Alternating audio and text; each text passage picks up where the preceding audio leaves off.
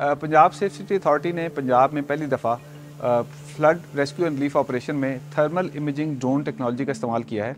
इस टेक्नोलॉजी के ज़रिए आप हीट सिग्नेचर के ज़रिए जो लिविंग एनिमल्स हैं या इंसान हैं, बाकी चीज़ें हैं, उनका आप हीट सिग्नेचर से अंदाज़ा लगा सकते हैं। और रेस्क्यू एंड रिलीफ ऑपरेशन में अगर वो लोग किसी जगह पे स्टक हैं तो आप उनको रिलीफ प्रोवाइड कर सकते हैं। इसमें 3 कैमरे बेसिकली हैं, 3 लेंस हैं। एक हमारे नॉर्मल के लिए, एक हमारे फोटोनिक जूम के लिए, और यहाँ पे अगर देखा जाए तो ये हमारे पास है थर्मल ये जो लेंस लगा हुआ है। अब थर्मल इमेजिंग होती क्या है बेसिकली?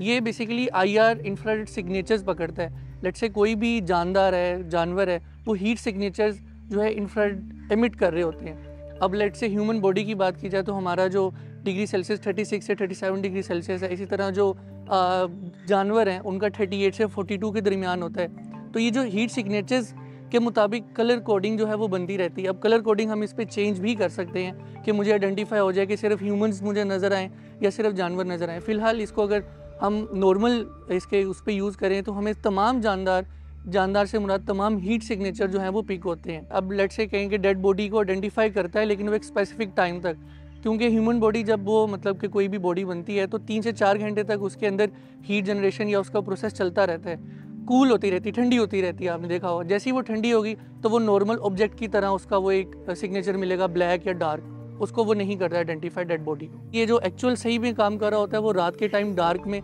जहाँ पे हमारा नॉर्मल कैमरा सही तरह से वर्क नहीं कर रहा होता, वहाँ पे हम थर्मल इमेजिंग जो है वो यूज़ करते हैं। अब फ्लड क्लेमेट एरिया की बात की जाए तो हमें थोड़ा सा 90 मीटर तक रखना पड़ता है, ताकि हमें अंदर घरों के जो कहीं पे कोई स्ट्रिकन पीपल है, कहीं पे कोई रह ना जाए।